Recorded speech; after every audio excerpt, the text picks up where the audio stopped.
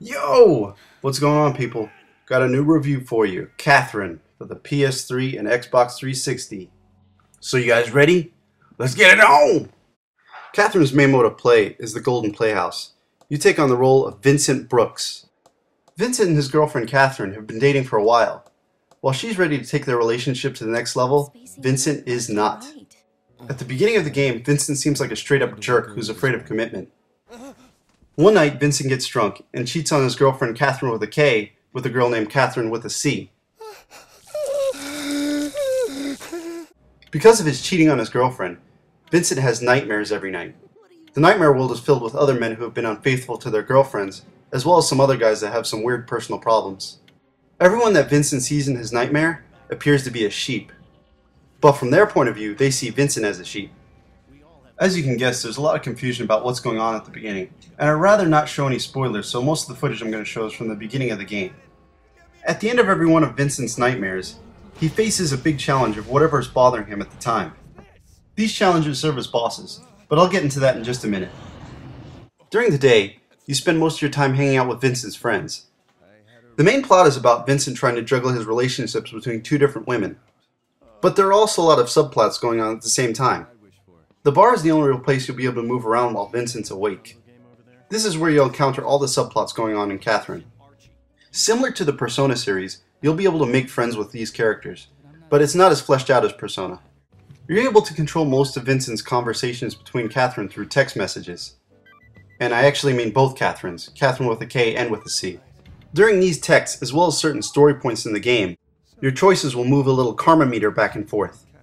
This meter determines if Vincent's going to be an asshole or a nice guy, and it changes the story of the game. One great thing about Catherine is that even during this serious story about Vincent cheating on his girlfriend and juggling relationships, they find time to put in some really funny jokes.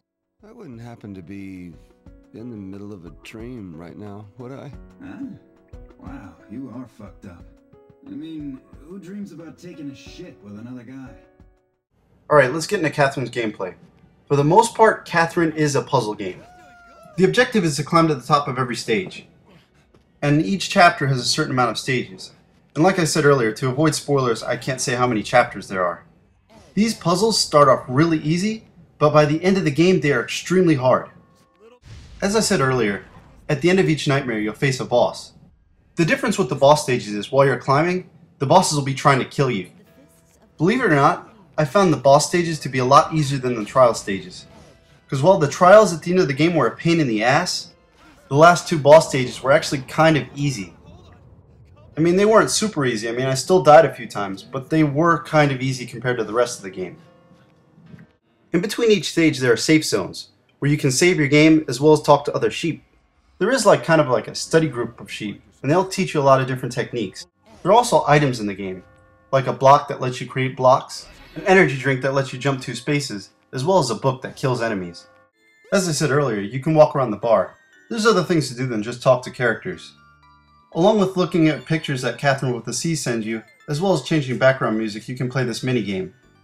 This minigame is great for helping you learn techniques for the main game, but sometimes I found it a little bit too hard. It's almost harder than the main game. But it makes it that much more rewarding when you're finally able to beat these stages.